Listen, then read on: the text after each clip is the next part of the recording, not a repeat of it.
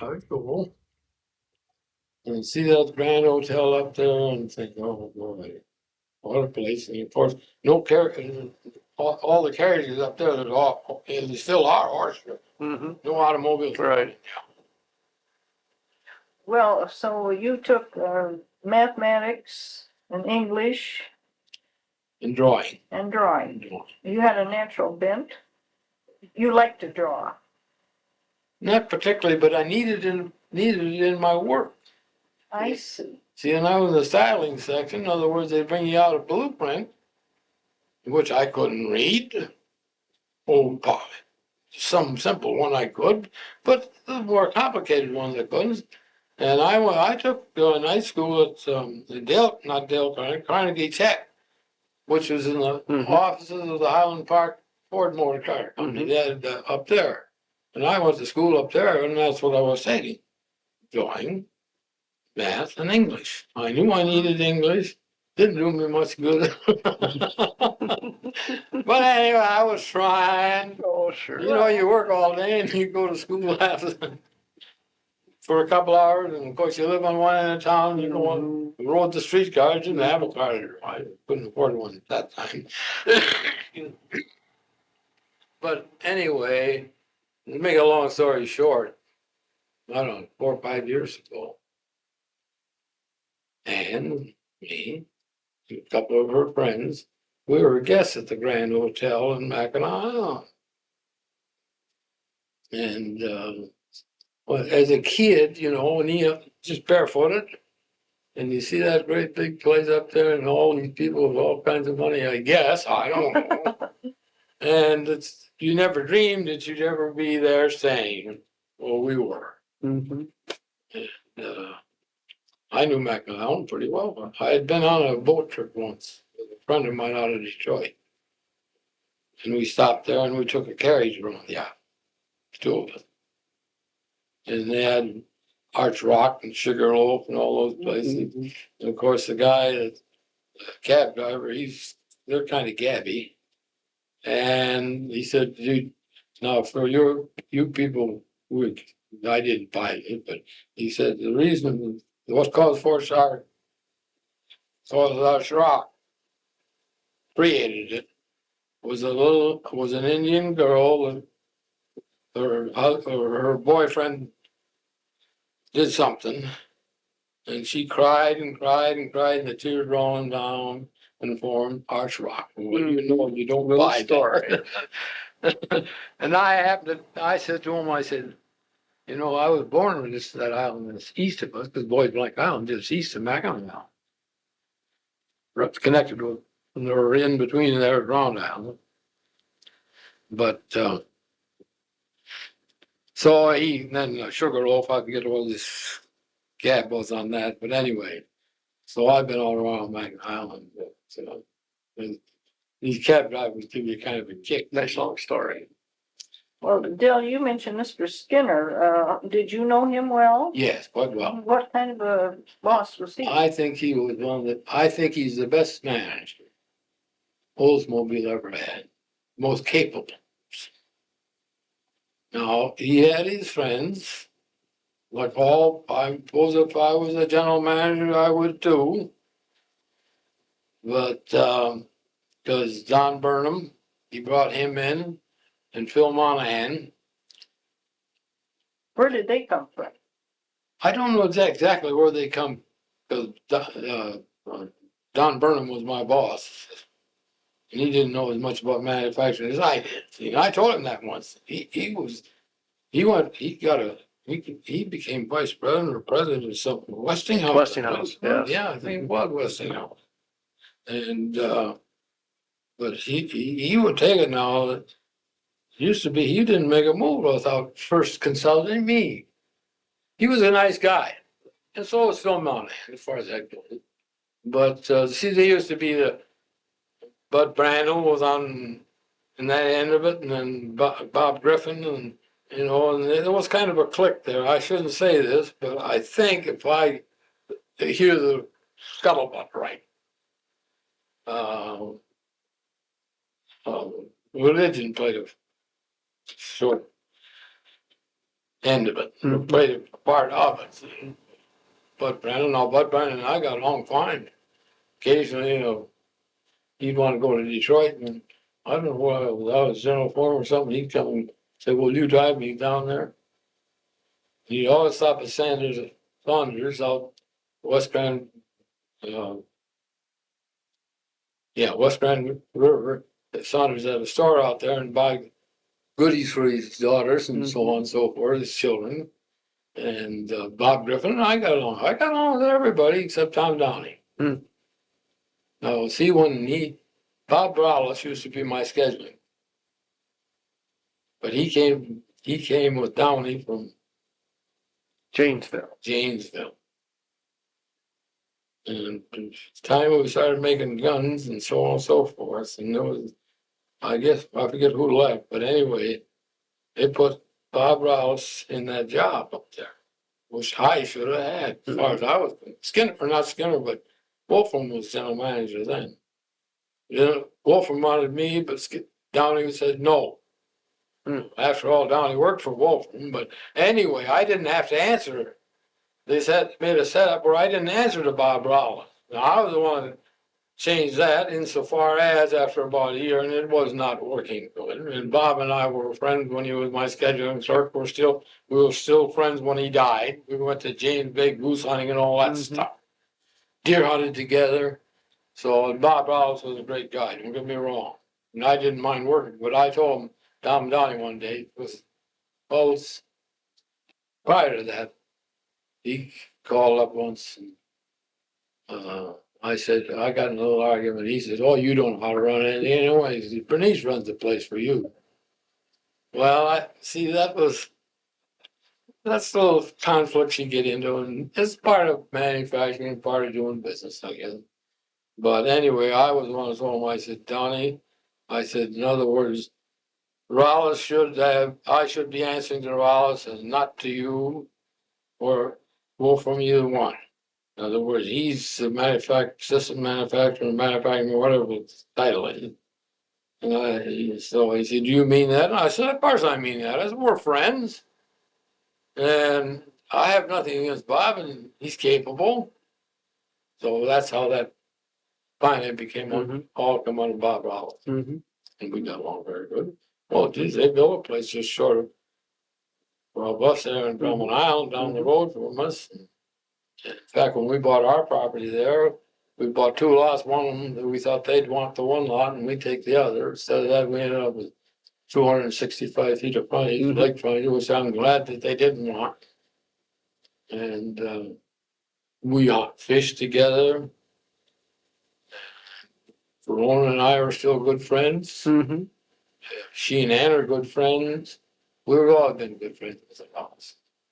Dale, what did we do? What did we do during the war? What did you do during the war? Well, my first war job was we built a 75 millimeter breech ring. Okay. That was under Roy Fisher, was superintendent. And I feel who was an assistant. There was some more politics involved in that insofar as they knew, I can't think of his name now, he was under Fisher, the Bull of the Woods. Came over to my house. I lived on Hillsdale Park. He said, try to get me to quit and go to Boris. Because Frank Whitney was their clerk, and they had made a general foreman out of it. And Curly Bush was the other general. There was 3 shifts. And Frank Whitney didn't know anything. Nice guy, don't get me wrong. But they wanted me to quit so that they could promote. And I said, no way.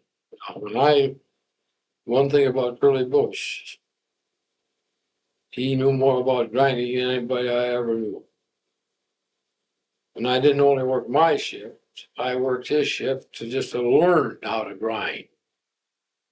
And one of the Bull of the Woods people one day, he wasn't doing it the way that it should be done. And I told him about it. And he said, "Well, you don't know anything about grinding. I got a chair and told him, you sit right down there in that chair and I'll show you how." And I did. I didn't get very far. He got back and he said, "You know more about it than I thought you did." Well, it's nice to know how to do things. Mhm. You were always trying to learn. You better believe it. And I like to work. See, the breech ring we made, That was all we was making at that time. Okay. That was on a 75 millimeter Yeah. gun. We just made the breech ring. all right, That was the main. yeah, just the thing at all. Yeah. And I don't know where the block was made, but that was my first experience to Okay, war. And then the 90 millimeter gun. And then I was in charge of the whole lot of 90 millimeter gun. That's You're- that picture you got. okay, that was down building 37. apparently. Yeah, Uh-huh. right adjacent to it. Anyway, we made the breech block, the breech ring, and the tube. Okay, We made the whole gun except the mechanism for uh-huh, iron and Yeah. so on and so forth. yeah, And, from there, I guess it was from there that the jet plant came into the picture. okay. Of course, I was the head man over the jet plant. Now, at the time, they were making jet engines? We built the The J65. rotor, yeah, Yeah, we built the compressor and the rotary. Uh-huh. We spin tested the rotary okay. and everything. Then we moved the axle plant over there. Now, excuse me for interrupting, when the jet engine was there, was that all we did at that plant, or did we do other automotive things? We started doing other automotive. We put a plating plant, started putting this All right. plating plant in over there. We had a very modern plating plant. Yes, We started putting that in, and then we moved the bumper presses over there, and we made the bumpers over okay, there and plated them over there and ready for going them with cars. how about a pilot jet engine line? You remember a pilot jet engine line anywhere? Where we would have made them before we had plant 3? I don't think so. In between, and I get a little bit confused insofar as we made the articulated rod for the Pratt Whitney engine, but that was over in the old motor plant. Yeah, and that was World War II. That was World War, World yeah, War it II. had to be World War II, yeah. Right, Because I was in charge of that. okay, And it's, being a single man, like, remember, we had some plating in there of some kind mhm, in there. And being a single man, you know, and I guess not too bad looking in those days. Why, you'd be surprised. So, how many, not how many, but occasionally a person tries to put the make on you. uh-huh. Dale, was there any automotive work done at all on cars during the war? There was a time, but I don't think there was any. Any at all? I don't believe, I'm not sure. But, Like when you were down in the engine plant making articulating rods, there was no engine work going on, was there? No. Do you remember what else we were making down there? I don't know. That was a pretty big operation, that articulated rod. That's actually the connecting rod for the engine, as you mhm. probably know. But, A lot of machinery? yeah, oh, yes, a lot of it. I don't think there was a machine in there I couldn't run either. Uh-huh. What was I it? made it my business too. Was it grinding And lathe work and grinding. Uh-huh. We got the rod, the casting, so to speak, and Yeah. we finished it into the finished product. Didn't we have what they called broaching machines? Oh, yeah, when we made the 90 millimeter, we had to broach the tube. That you saw the picture. That's a long gun. I call it the barrel, but that's the tube, and we had to broach the rifling in. Were you ever in the underground rifling range where they tested the guns? I don't think I ever saw any guns tested. We made a couple trips to Waterville to find out how not actually. How not to do it? Well, as far as I'm concerned, because they're pretty damn antique down there in the Waterville Arsenal. I don't think they're not. And, so you learn from that. You learn how not to do. And, we visited Packard's a couple of times, so they were making, I think they were making rods. This is Packard Motor Car? That was still in business Yeah. in those days, Uh-huh. you know. So I could go on, you know, yakety yak. Did you see him fire a gun? Did you ever fire a gun over there at Waterville for you? One of our guns? No, Never saw one no, fired. no, never saw one fire. Mhm. What did they use that gun in? Tanks. It was a tank gun. Guess they may still be using them. Well, they probably are, yeah. I don't know. Uh-huh. But, Well, when did you retire, Dale? I retired in 1966. Oh, you too old, son, now I recall. No, we didn't record it. No, so now we have it. Early 1966. I wanted to retire before that, because I figured I'd had it really, insofar as I wanted to enjoy life a little bit. And you can't work and then run around, do this, do that. Well, it restricts you some. But anyway, something in the GM plan, or old, GM plan, really, you have to work till you're 63. And in order to come under the benefits of this and the benefits of that and so on and so forth. So I requested retirement about 6 months before I got it. So it was early, because my birthday's in January, so it was early 66 when I. And you know, I've never been back in that plant since. Really? Is Not that right? once. And you left plant 3, from plant 3. And I leave a place, I leave it, period. Okay. I guess I wouldn't recognize it. Well, in fact, I've talked to Clay Mueller, one guy that was a student out of, I think, Purdue University. Right. And I brought him on up, you know. He said, you wouldn't put up with this. We had to put up. I'm sure that's But true. I think he went back, he went over to the forage plant. Yes, that's where he is. Yeah. Yeah. Of course, when you talk politics, Bud Dickens was one of Skinner's friends. I guess his wife was Skinner's secretary. Right. Mm-hmm. And he didn't know very much about plant 2 either, the forage plant. But Bert Zavis and I, Burton, we were friends long before that. And he didn't think about it. Mm-hmm. But anyway, that's How about Mr. Wolfram? who? Wolfram. Jack and I got along very well, exceptionally.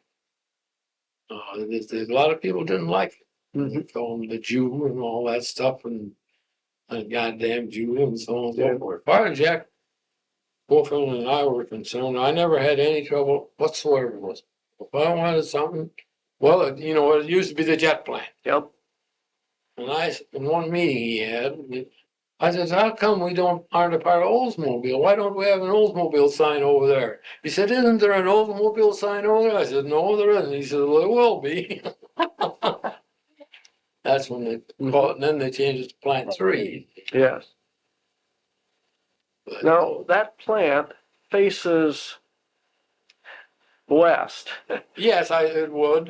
Why does it face west? That's a good question. I can't answer that. Okay. I know I looked out of my office window and I was always looking west. Yeah. Rather than. But I entered from Saginaw. Right. That's where the gate was. Doesn't plant 4, the GMPD department, face west? No. I don't No, know. it faces correctly. It faces the road. It faces solid.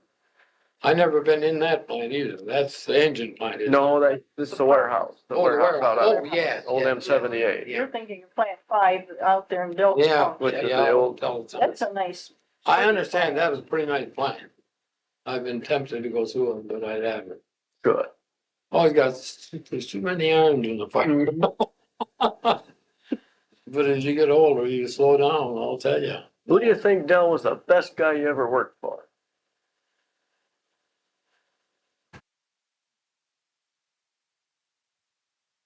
Probably Bob Wallace. Okay. Why? We understood each other. If I wanted something, he never argued with me. Mm-hmm. Says, go ahead and do it. Usually, sometimes you get an argument with somebody, but, of course, I would say, Jack Wolfram, and he hired me in Oldsmobile to start with, so I should have lot of respect for him.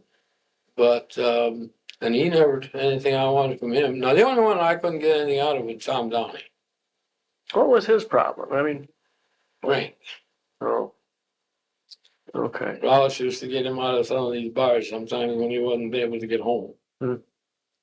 And, he'd call up, or somebody'd call up and I'd go get him out of the bar and take him home.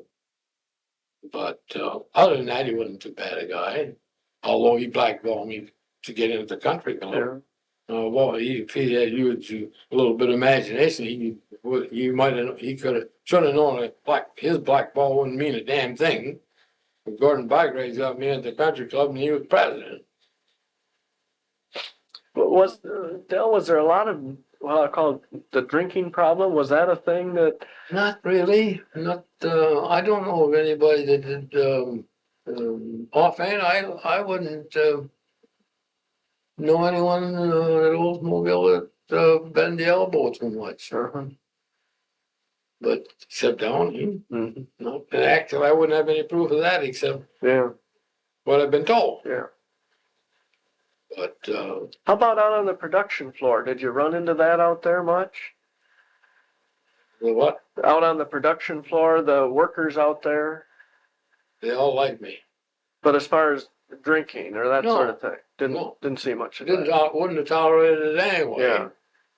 Not that I don't take a drink, but I Oh, don't. no, not No, but that, it's going to interfere because I'll say this, and I can still say it and tell the truth. Drinking does affect your thinking. No Very question about that. I don't know if you think I drink once in a while, but anyway, I play cards once in a while. Bridge, like maybe on Wednesday night I play bridge with Bidwell and Ken Bidwell? Ken Bidwell, Oh, pretty nice guy. yes, sad man. And Frazier, Doug Frazier, Mm-hmm. Chuck Frazier with him. Mm-hmm. And just recently retired, Dwayne Stewart. Mhm. He thinks the world of you. He Nice thinks you're guy. just about it. He's a fine man. I like him. He's a good golfer. Now, I quit golf because I used to be a pretty good golfer. I always remember one time when I was at John Oswald's guest, this is before I was a member, it was the country club. We were playing number 6 hole. That's a par 5 hole, quite a long hole, but I could hit a long ball in those days too. And I was out in front of John, and he hit a long ball. I was out in front of him by, 15, 20 yards. And of course, he tried to chuck you out a shot, soup out. I think he did. Anyway, he hit his second shot and he hit it on the green. Wow. And I said, "What'd you hit, John?" He said, "Oh, just a soft 3-wood." I said, "That's what it looks like to me." And I said, in those days, they didn't have carts, you had caddies. I said to my caddy, "Give me my 2-wood." I hit mine on the green. Uh-huh. I dropped my putt for an eagle. Oh, And he got a birdie. He said, "Yeah, you can't even remember with a birdie." You ought to remember certain little things like that. But it was fun. He didn't, well, Neil Bloom and was in that foursome, was me, and Alex Pratt. And they were penny pinchers, so was I've always been a penny pincher, but never quite as bad as that. Anyway, when we were going to play, I think you gotta have a caddy, you gotta do that. I think John, we were John Oswald's guests. We didn't have to pay for our green fees. We didn't have to pay our caddy. John, he was a pretty generous person. He paid the whole doggone shot. See, and we beat him for, I don't know, $2 or $3, because he was playing our best ball. Mm-hmm. Alex Pratt was a pretty good. Neil Bloom wasn't too good, but Alex Pratt was pretty good. He had a nice short game. Do you play golf now much still? Now I quit. Oh, you did? I'll tell you, when your game deteriorates as much as mine did, It's Too not big- it's- fun anymore. it's not fun anymore. That's right. If it's not fun, then don't do it. Just don't do it. And that's exactly what's happened. But you're enjoying your retirement, aren't you? Yes. Good. Yes, That's what it's all about. that's what it's all about, I guess. But I don't do, it used to be, when we built this house, 3017 South Cambridge right over here. And, I used to do all the lawn work, had a rose garden, wash the windows, so. I can't do that anymore. No, We have that hired. Outside maintenance. When we need the windows washed, we have window washers come over and window wash the windows. It kind of makes you feel old. You're only as old as you feel. Well, sometimes I feel kind of old and other times I don't. But anyway, it's a great life. Del, can you think of any what I would call just interesting experiences that happened at the plant that you can think back over or remember that just, they would be the kind that you'd almost laugh, you go home at night and laugh your hind end off because it was such a funny thing that happened or an odd thing like that, but. Not really, I don't believe. Okay. And I say that with all honesty because I should. I remember a lot of things that did happen, but nothing of any consequences. I'll say this, as far as I was concerned, I was always on top of the job. Whether it's a daytime or nighttime, whatever it was. I think I made one mistake. Probably a big mistake. And Bob Rouse was partially blamed for that, but I'm going to take the blame because and that's when I recommended Bob Scott to take my place. Oh, He was not that job. Judge Cordes. Very good. Just excellent person, yes. Very good. Yes. Very capable person. But I think you gotta like to work. Seems to me work pays off. Right. well, you're happier when you're working. Oh, Really? you got your mind on something all the time and always something happening. Once in a while, I suppose I got kind of miserable with somebody. Ray Carter, once I got miserable with him, I think. Once. See, he was in the actual plant? He was over at Plant 3, and that's when we had the accident over there. Okay. One of the machines was down out there and there was nothing moving, and he was sitting in the office having a big meeting with all his supervisors. That didn't sit with me at all. What'd you do? I just went in there and told them off. I said, somebody get out there, straighten that thing out right now, because I'm going out there and do it, and there's gonna be a few people around here that might be hurt. Alex or Fred Pratt, I think he was the foreman, the general foreman of the action line then, production. And he remembers it very well, because I just saw him not too long ago, and he said, that did everybody a lot of good. So I don't. What, did people during those times, was the demand for quantity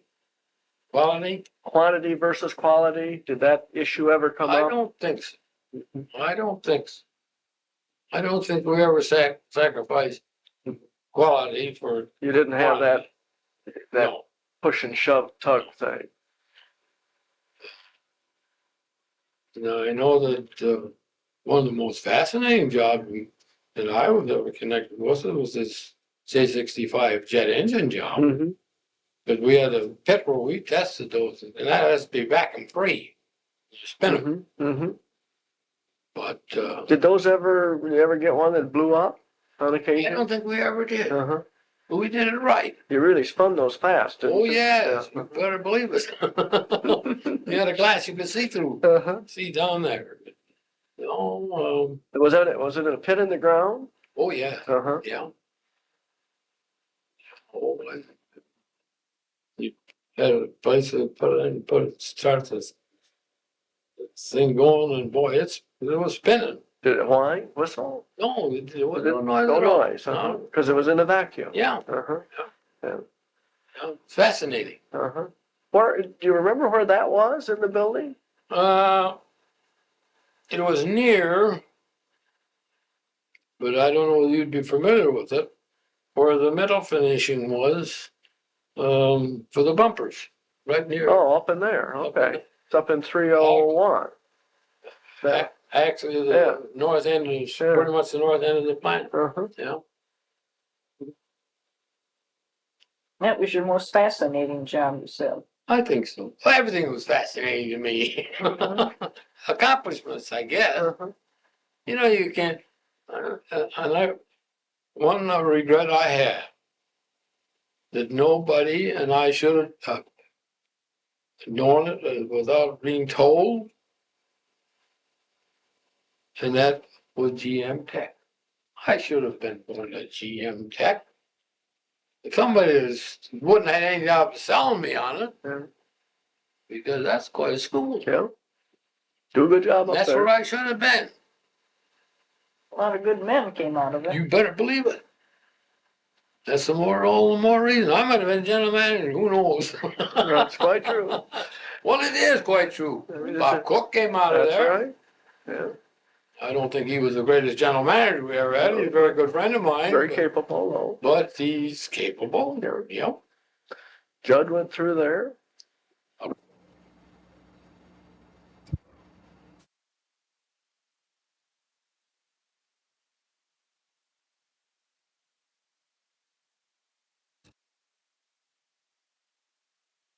This is a recording of A.E. Del McRae. Dell's address is 2921 South Cambridge in Lansing. His phone number is area code 517-372-4333. The recording was made on October 25th, 1988 at his home by Jim Walkinshaw and Helen Earley of the Oldsmobile History Center. This is tape number 1 of 2 tapes.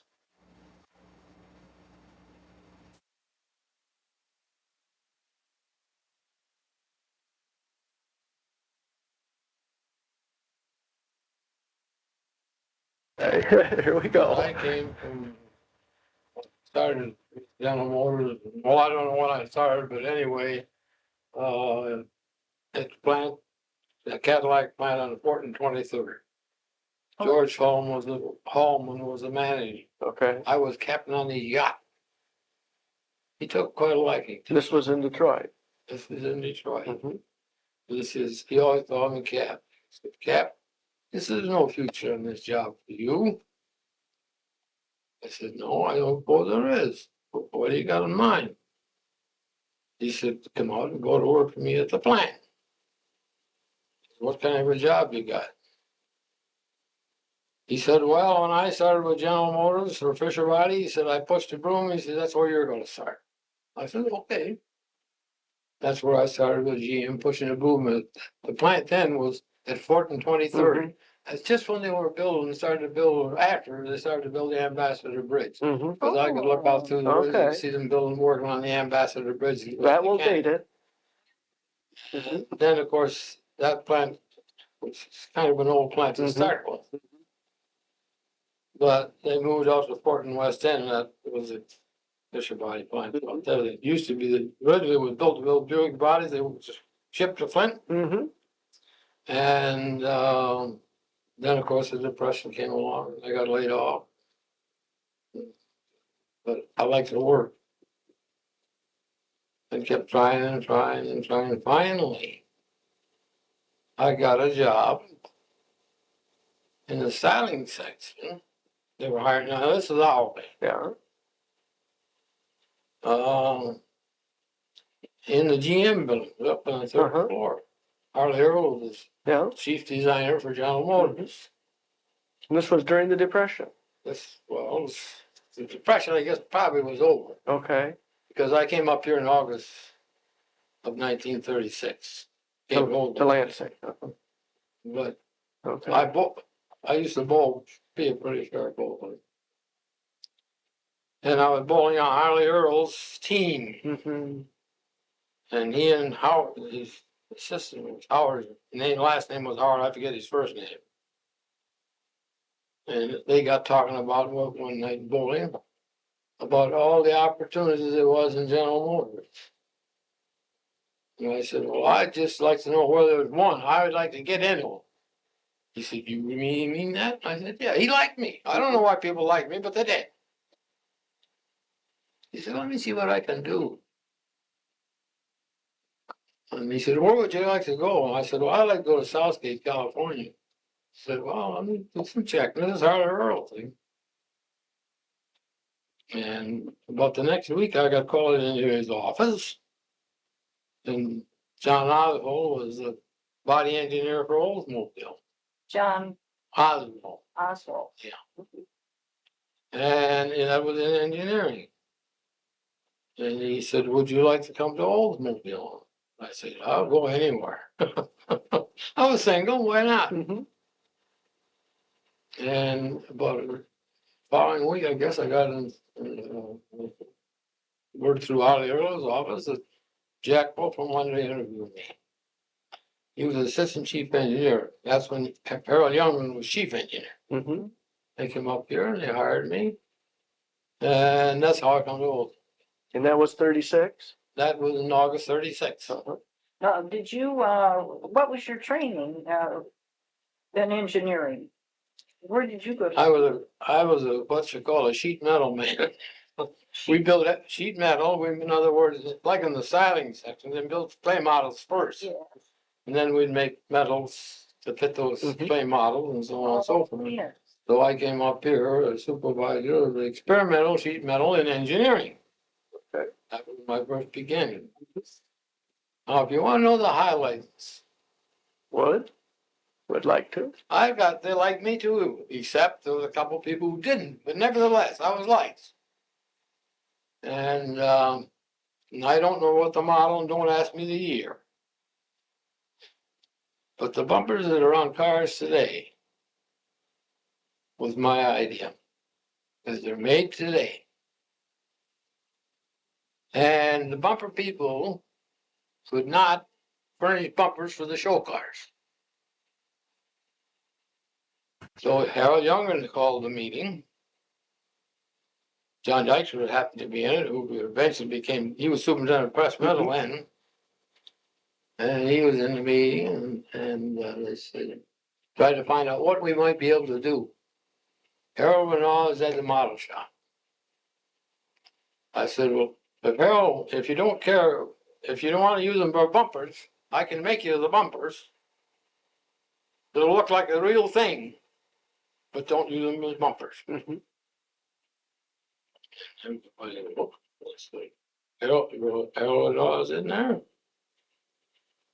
And he said, well, we got the dime models out there. You want to? I guess I said, okay, we'll send them on and get some castings. That was the beginning of making bumpers as they are on cars today. Mhm. And they were on the show cars in New York. All these bumpers I made that was the first showing of, and I don't know what model it was, don't get me wrong. It was before the war, though. Oh, yes. And because it was after, I think it was after Ann and I were married. Anyway, because when we went down, we were always invited to the show, where I was. And she always, your wife could accompany if you wanted him to. And I said, when we was in there looking at the show, I said, I said, well, I helped make them. Those were iron cast?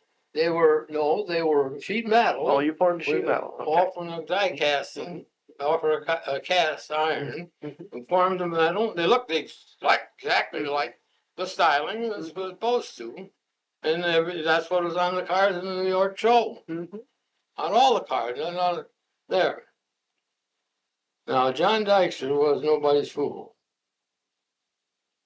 he came to me one day over in engineering. He said, "Why can't I make those on the presses?" And I said, "I don't know why you can't." The following year, he was still superintendent of the press plant. He made the rear bumpers for Oldsmobile. Now they had a wrinkle in the corner. That's when they started, they started getting the wrap Going around. around, yeah. And they made, that's where NAX steel came in the picture. Mm-hmm. Today, they're all the bumpers are made. So that was the beginning, because John Dykstra made the first one in the press plant, the one on cars, were real bumpers. What did they do before that to make bumpers? They had some kind of forging. They forge them. Yeah. These big forge shops, they make them out of hot sheet metal, hot metal, and form them and temper them, and so on and so forth. Okay. And eventually, I think it was the following year, John Dykstra started making the front bumpers. Mm-hmm. The whole bumper industry is that way today. So that was the beginning of bumpers as they are today. That's when we moved then from kind of the springy bumpers to the stamped ones. Yes. Mm-hmm. Yep.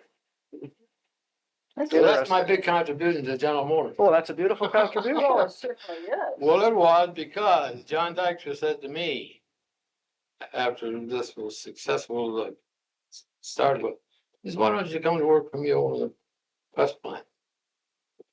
I said, "What do you got to offer?" He said, "I'll give you a good job."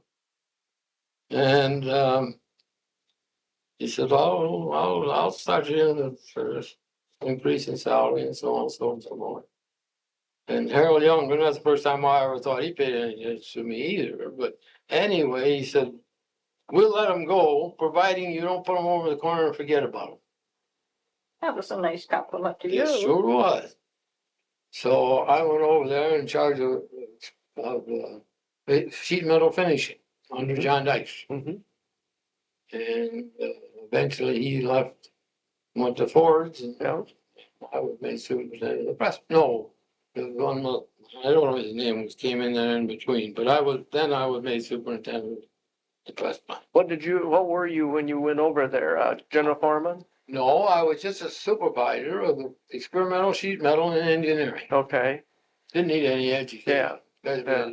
Because I was taken out of school, and that was great. How did you, Del, make the bumpers over there in sheet metal, in the sheet metal experimental shop? In the experimental? Yeah. Oh, we just took ordinary about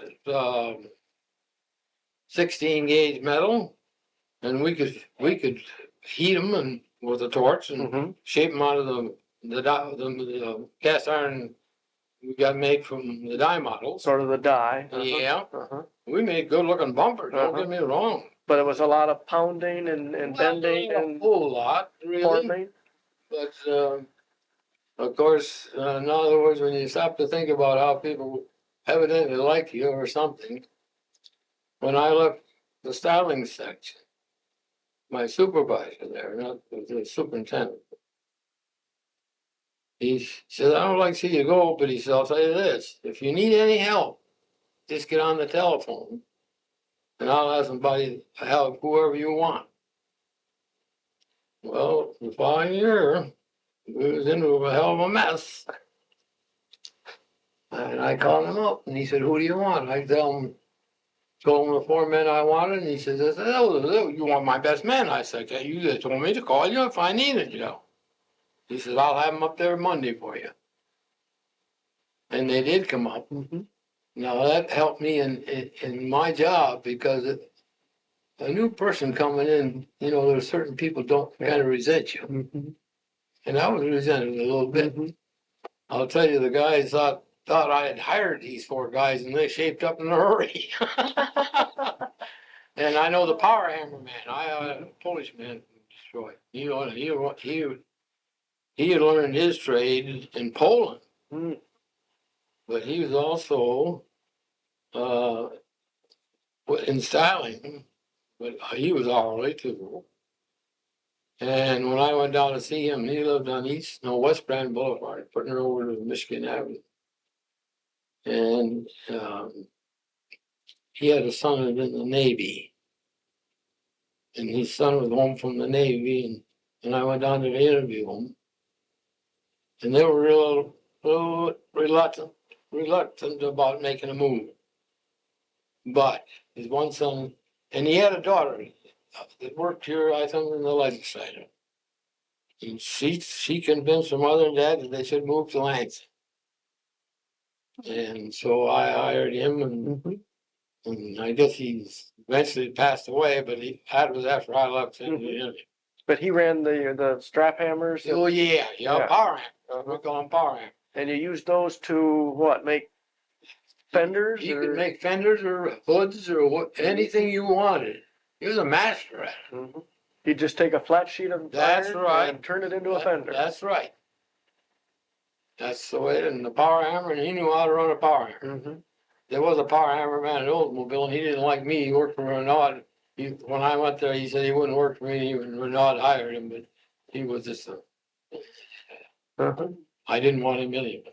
Did we have those here at Oldsmobile too? Power hammer? Yes. Oh, yeah. We had, I don't forget what building it was set up in.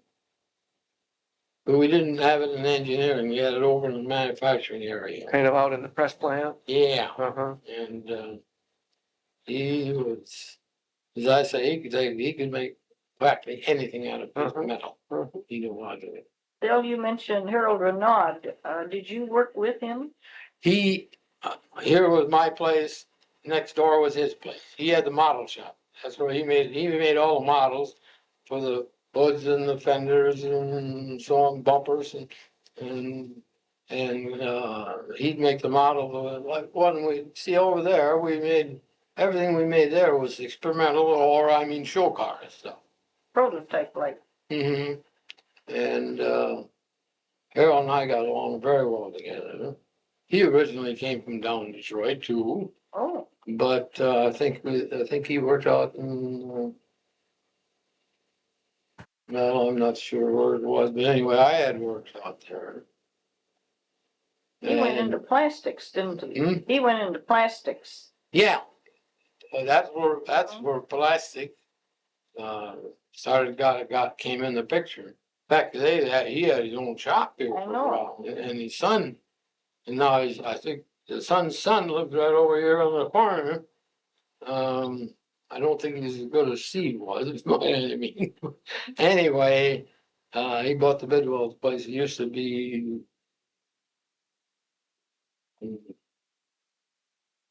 I can't think of it.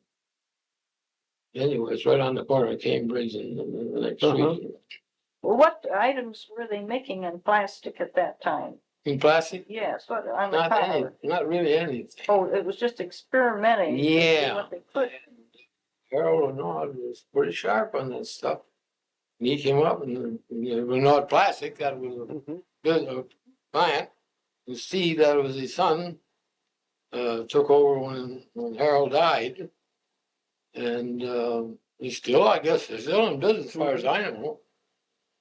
Because I used to, I'm cousin with Harold and his son. Out here in west of Lansing, or southwest of Lansing. Well, when did they start making the heavy chrome bumpers? Were you there then? Well, because I they used to call me the bumper man. We made them in the presses, because eventually I became superintendent of the press plant.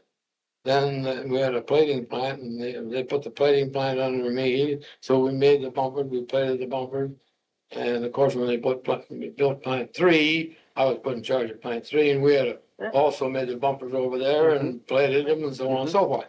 So those were heavy. Yeah. Now, Del, the ones that you were making in the 30s, were those chrome plated also? Oh, sure. Okay, they were all chrome plated. No, chrome plating is minor in comparison to getting to where you gotta get made. In other words, you coat the first place, the bumper's coated, copper coated, Right. copper plated, and nickel on top of that. Yeah. And the chrome is just a flash, really. Yeah. That's still. But we weren't making nickel plated bumpers in the 30s. No. Okay. No, not to my knowledge. Okay. When you went into the press shop, what were you assigned there as? In charge of sheet metal finish. Sheet metal finish, but now hoods, fenders, and Yeah. that kind of thing? Yeah. right in conjunction with the paint shop. Okay, so you fed the paint shop. We fed the paint shop. And at that time, do you remember where in the plant you did those things? What building?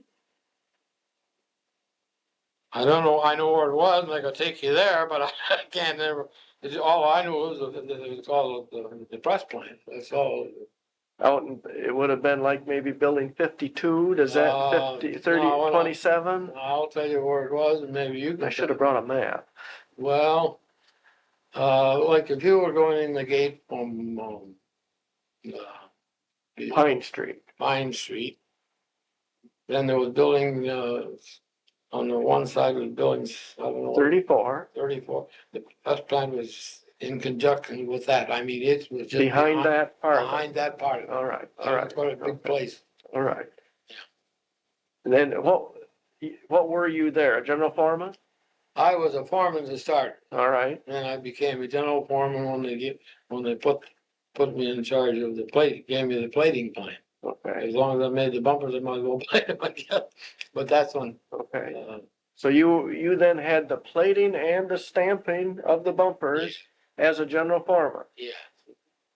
And plating was that out in the west end of the plant at that That was time? way out on the west end of the plant, yes. Yeah. Okay, That's where they put the new plating in, and Yeah. you carry, you know, on Mhm. carrier, you put the bumpers on the racks, and then go in this tank for acid dip or whatever it Yeah. might be, and so on and so forth. Finally, went nickel plating.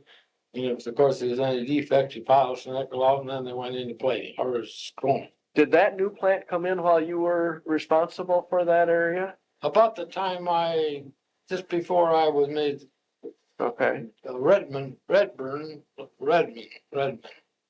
I can't think of his first name. George? no, That's Redburn. You're thinking of Redbird, he's Oh, thinking of Red Red Bud. Man. Oh, He was the original person to come up with that idea of automating. Uh-huh. Yeah, sure. Automating. We had practically the same kind of automation over at Plant 3, the jet plant. Yeah. What did we do before that machine came in? Where did we do the plating And- then? I'm thinking it was up there, Okay, but there's hoist. You could put them on a rack and on a hoist, and then transfer them to the next Okay. tank. For you started in as a wash job, and then Mhm. you went. all by hand dip, That's so to speak. Well, they didn't have to Racks, put yeah, on racks, yeah. but they transferred them Uh-huh. on racks by its overhead chain fall. Okay. So the new plating plant happened while you were there, or very shortly therearound. Yeah. Okay. Of course, the one over was the jet plant. Yeah, we'll get there in a minute. Okay. how many bumpers could you do in a day? How many bumpers could you complete in a day? Whatever they needed. So you worked more than 8 hours if the line needed Oh, it, we you're worked saying. 2 shifts in plating, always 2 shifts. 2 shifts. Sometimes a 3rd shift. How about in the press shop? Same way? 2 shifts in the press shop. Yep. Were they right end to end? Practically. Uh-huh. Right. But Bill Willishine, Yeah. probably was the best man on presses that I ever knew. He knew presses from A to Z and backwards. And what he couldn't do with metal and presses, no, I don't think anybody else would. Mm-hmm. But I can't think of all the guys that, after all, I've been gone too long. I was trying to think of another guy that's a heck of a good man, but he was a general foreman for me over there in the press plant. But How about safety? safety, Mm-hmm. What did you I do? pretty got fired over safety. Okay. Yeah. How? You want to hear that? Sure, let's hear that. Sounds like it'd be interesting. Well, Bob Stone was the safety director, Okay. and Johnny Hines was his assistant. And this is when Skinner became general manager. All right. And my best truck driver, my best, especially on this one particular fork trucks, And we used to have racks to put our bumpers or hoses or fenders in. And we had to stack them Mhm. for time, for room, we, save space. And this guy my trucker was, good, was a genius at it. He wasn't a genius, but I'd say genius at it, Mhm. but he could do it so much easier than anybody else. And one day he came in and said to me, and that was in my office. By the way, Bob Ross was my scheduling clerk at that time. Bernice Hake was my secretary. But anyway, he said, I said, what happened?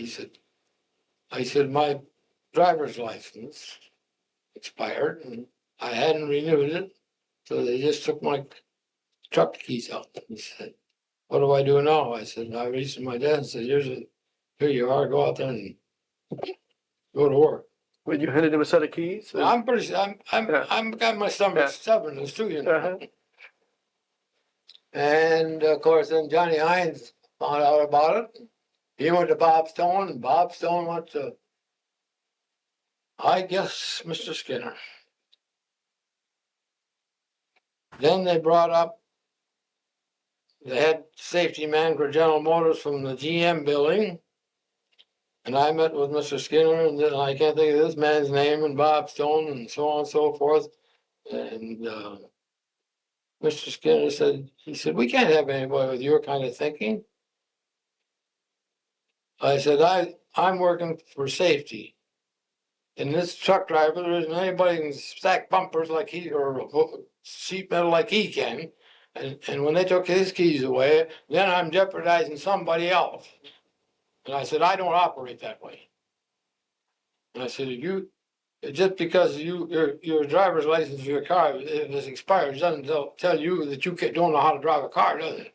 It doesn't tell me that. If mine expires, I still know how to drive an automobile. I said, I didn't think I was going to get fired over that. He said, you're not fired. You're just going back and do your job. And Bob Stone apologized to me for what he done by bringing this GM man up, GM safety director from General Motors.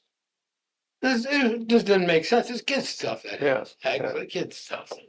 Was that at plant 1 or plant 3? That was main plant. Main plant. That was the main plant, yeah. Did you ever have any accidents? Be honest with you, and I'm gonna wrap.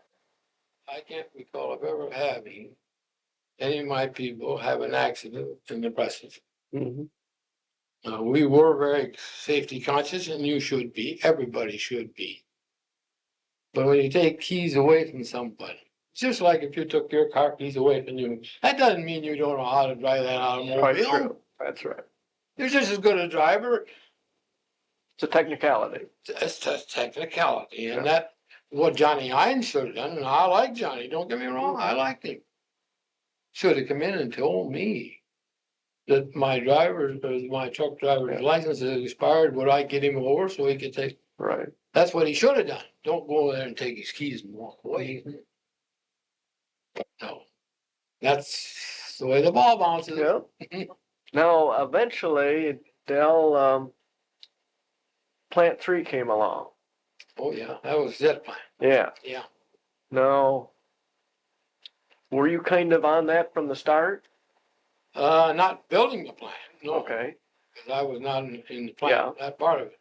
That's all was plant engineering job. Okay. Now, you kind of came over when it got done? Well, when they had me in mind for it to start with, I think. All right. I think that, I think Tom Downey was, I think, John Dykstra had left and gone to Ford.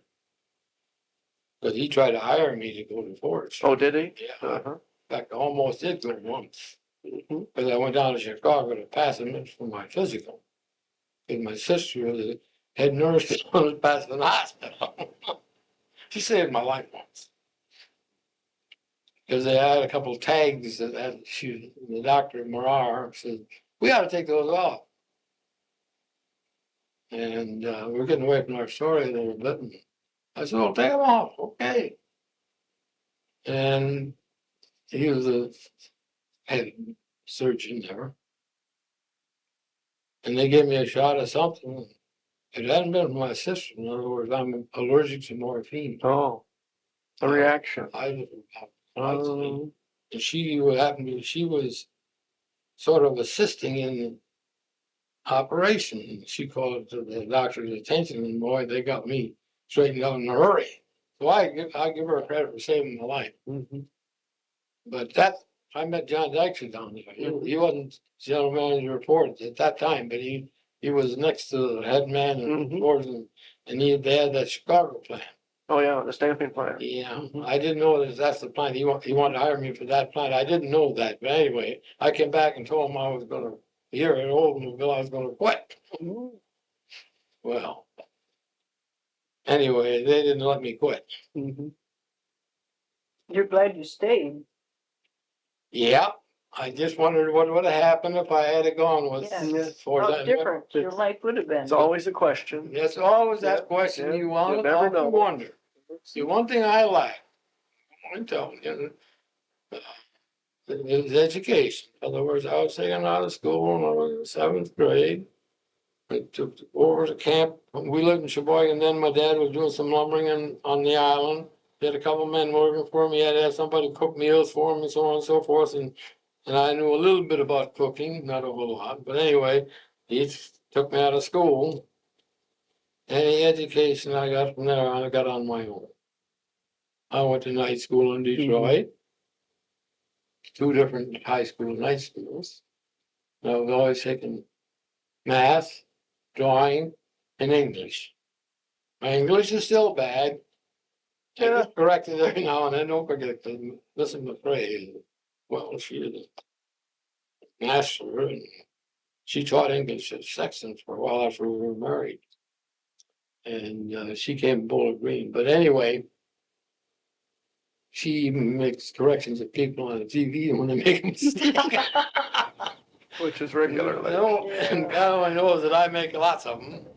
Well, Dil, your heritage, you're part Indian, aren't you? Hmm? Your heritage, you're part Indian, aren't you? Well, I thought so all the time, but I guess not. No, they used to call me the Indian, yes.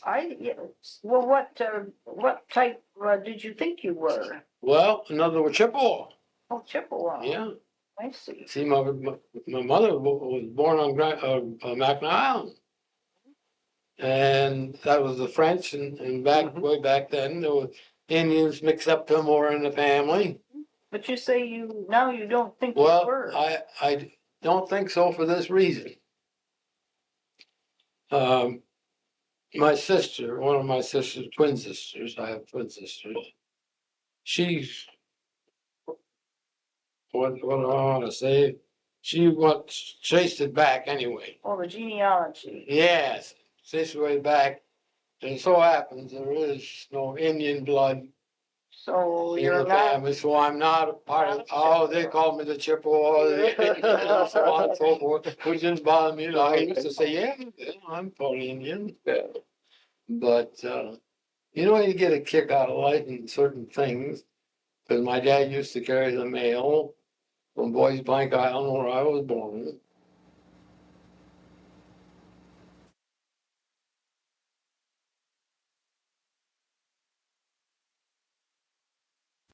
Arizona, Scottsdale, not Scottsdale, but near, right close to the Mexican border.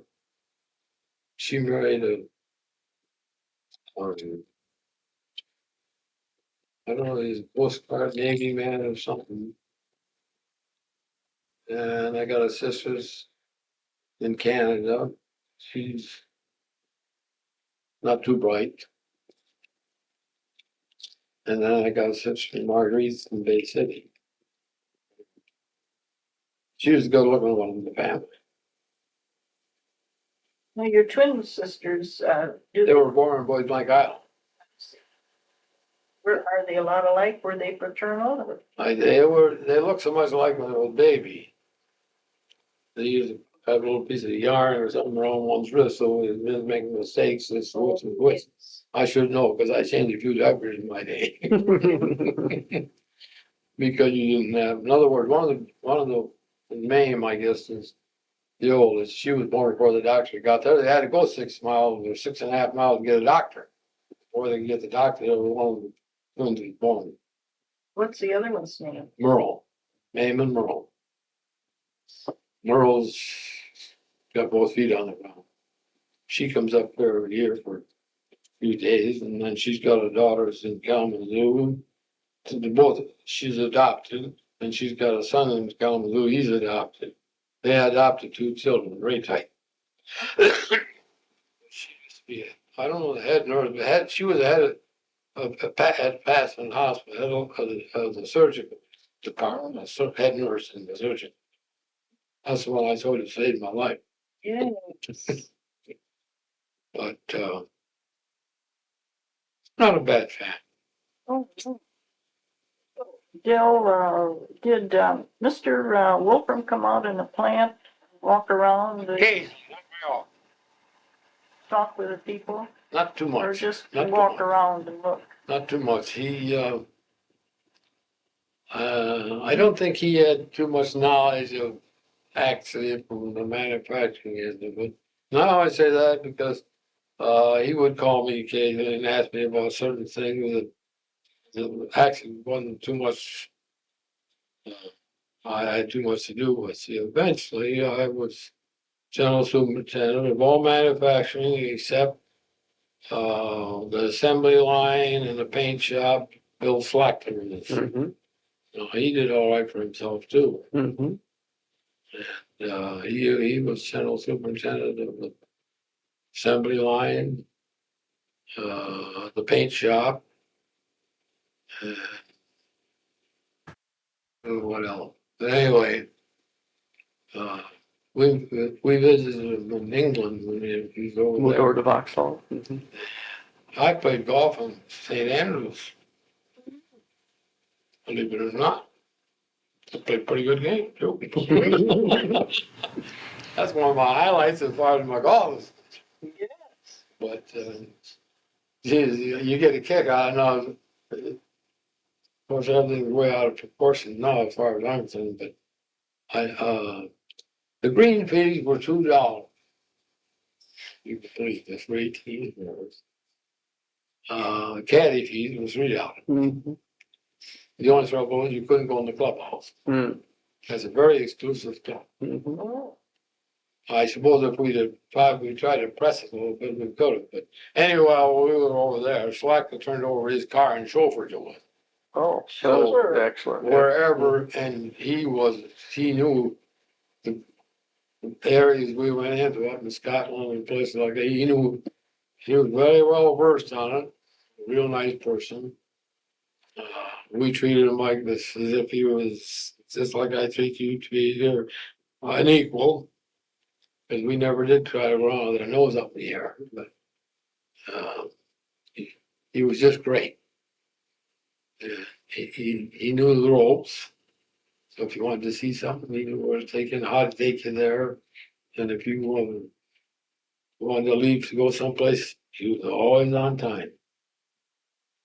did he enjoy his stay over there? Did he ever talk with you about? Did I? No, did he? Did Bill Slackler like being in England? I think so. I don't know what happened tonight, and I'm a little disappointed in Bill in this respect. He was here in Lansing for, let's say 3, 4, 5 days a week. Because he played golf and I didn't see him, he didn't call us or anything. Both he and Ruth play golf every day. Mm-hmm. And because we were pretty good friends. But he was here. See, he married Bill. Hold on. God, my memory there again. Anyway, he married and she lives here. The Whiters. Oh. Yes. But the only thing I think was that GM does some funny things, I guess. But he was retired at full pay for either a year or 2 years after they retired. Mhm. They don't usually do those things unless they want to get you out and get somebody else in. That's Right. usually the problem. Yeah. But they might say buy you off. Mm-hmm. They could have bought me off, I guess. But anyway, I know that they, according to Bidwell, Ken Bidwell, they got a beautiful place in Florida. They both play tennis, or she plays tennis, and they both golf, and I guess they got a son who's pretty good golf. So, and Ken saw him on the golf course here a couple times, but I never saw him in the red room like we call the red room. That's usually where the men hang out. And, he didn't bother to call it.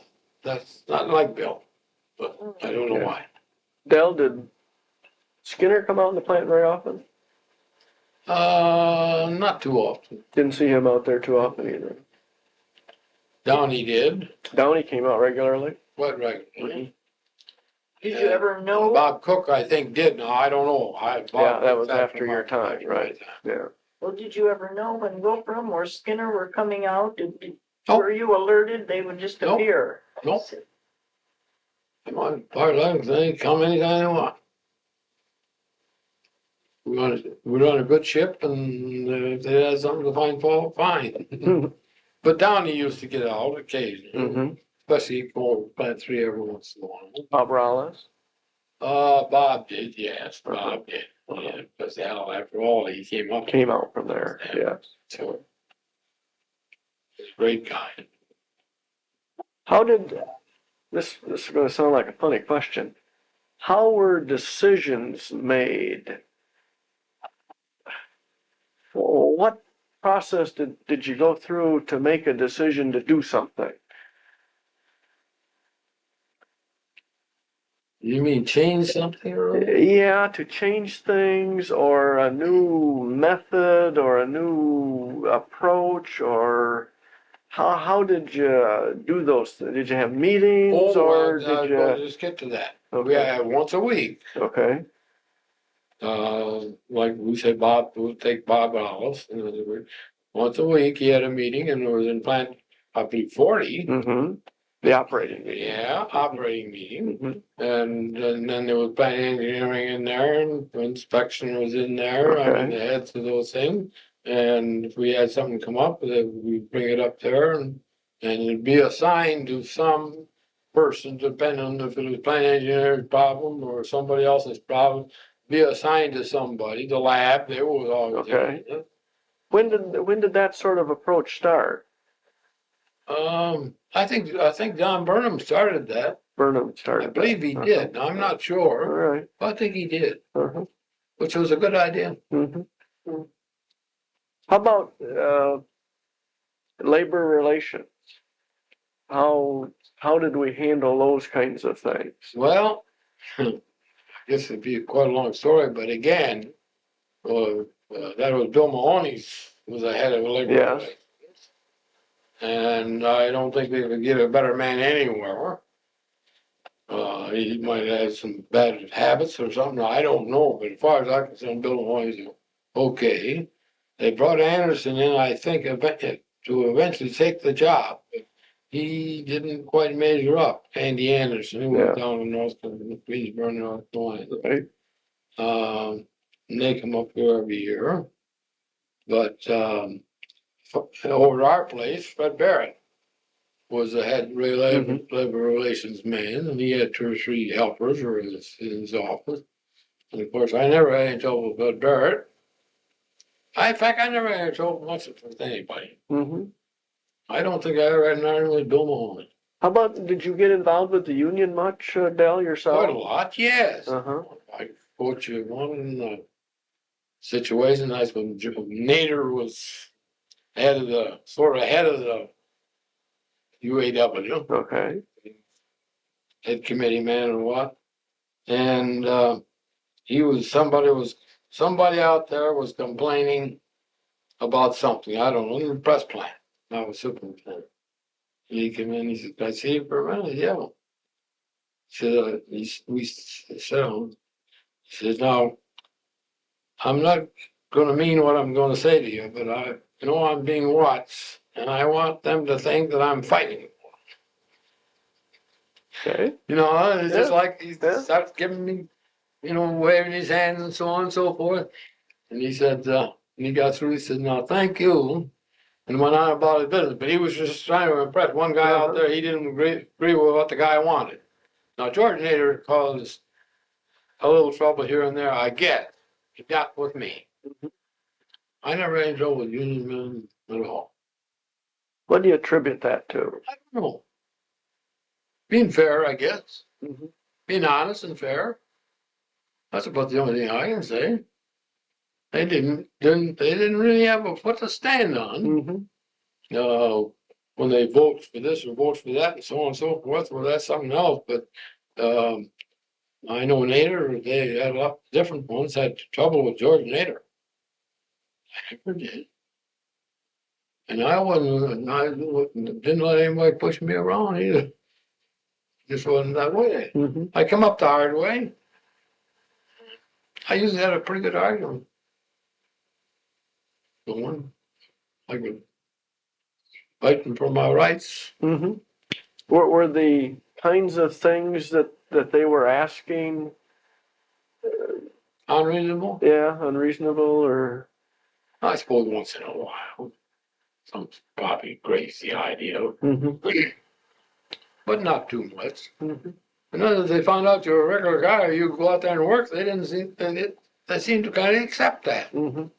As a whole, they're not a bad bunch of people. They're all human Oh, beings. sure. Right.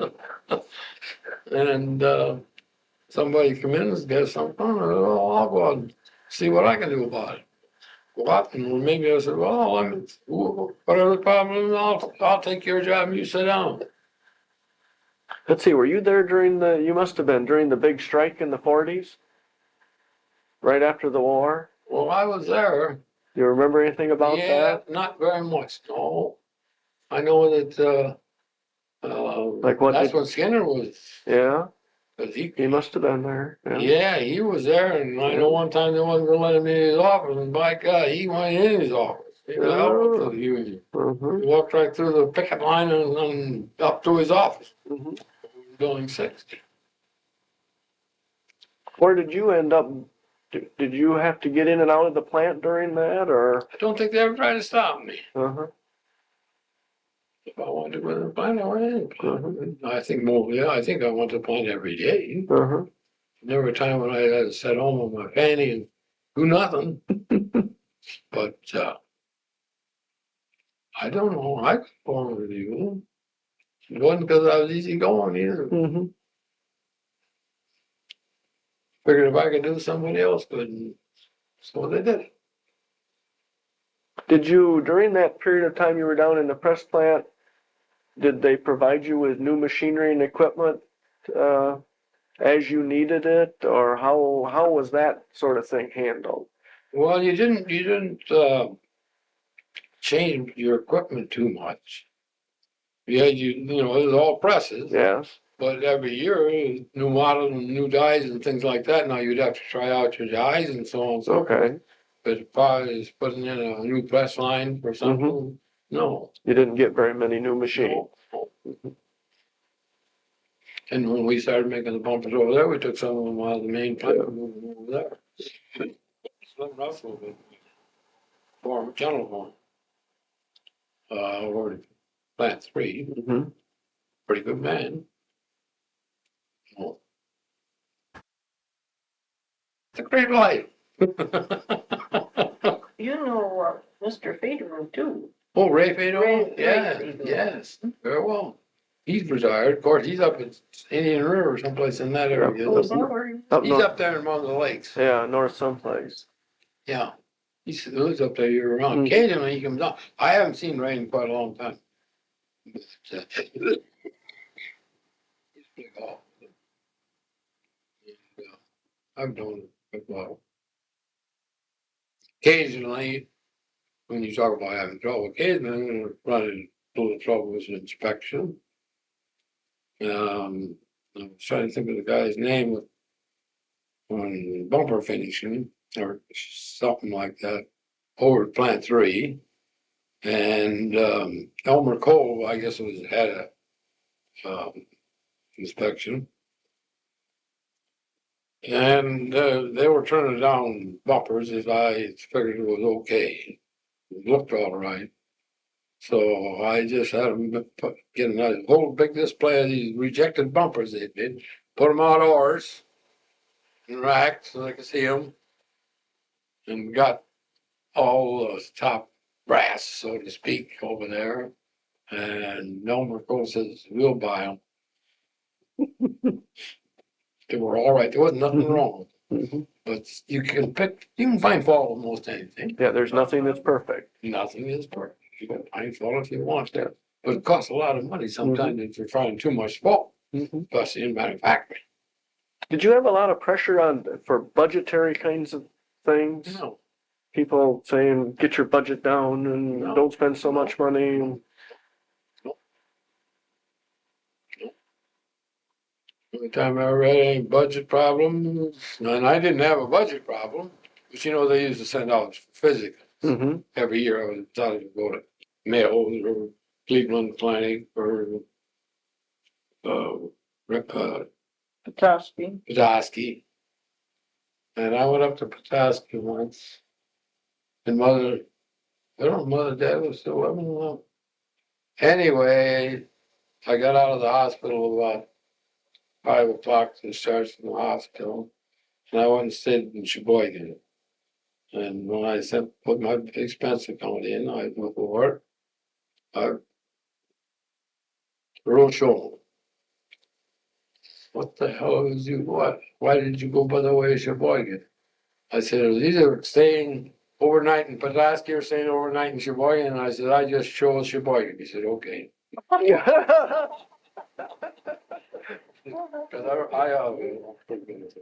He was a nice man. I thought so. Yeah, I thought so. Do you see him? Do you see him right along? I haven't seen him in a long time. No.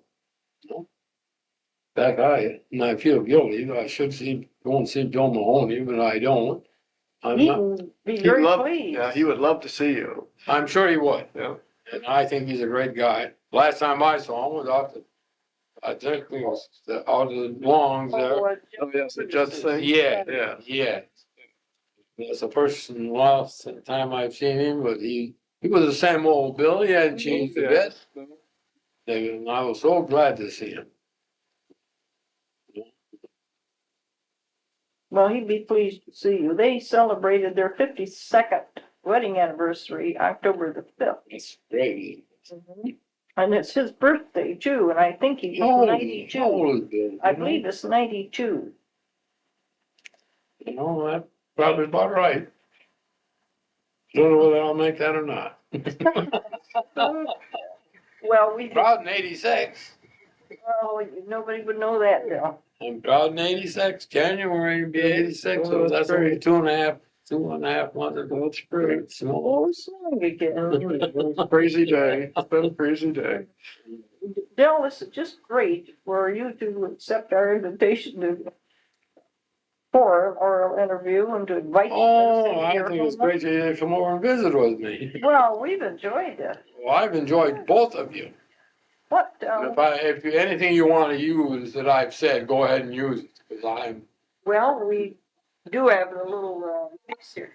Bill, we have been asking people to stop by Leavenworth and get their picture taken too, in connection with this program. You wouldn't have any objection to that, would you? Getting my picture taken, I don't want to keep it. Sure you do. Well, where do you have it taken, on Edwards? No, Leavenworth, right over here on West Street, 929 West. It's a corner of Olds Avenue and West Street. Just west of the plant on Olds Avenue. The Olds and West Street. Just off, just south of the freeway. About 2 blocks. I'll start all over again, so I want to know. Well, you know where Logan is. Oh, sure, that's the main. West Street is about. Wait. You know where Logan and Olds Avenue cross? I gotta think where Olds Avenue starts. It goes into the plant, but then it goes further to the left. Shell, down there by the Shell Station. No, you gotta come back further. That's Main Street. Right at the foot of the bridge is Olds Yeah. Avenue.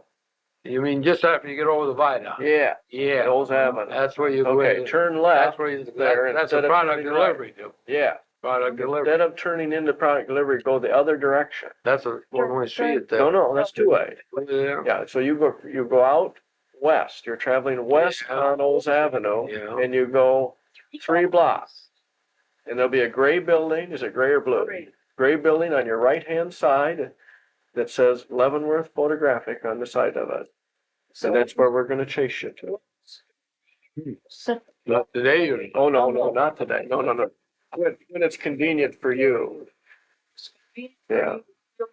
Appointments, so you could, it only takes about 5 minutes. Just Well, I know it doesn't take, but I have to dress up. No, you don't. You don't have to.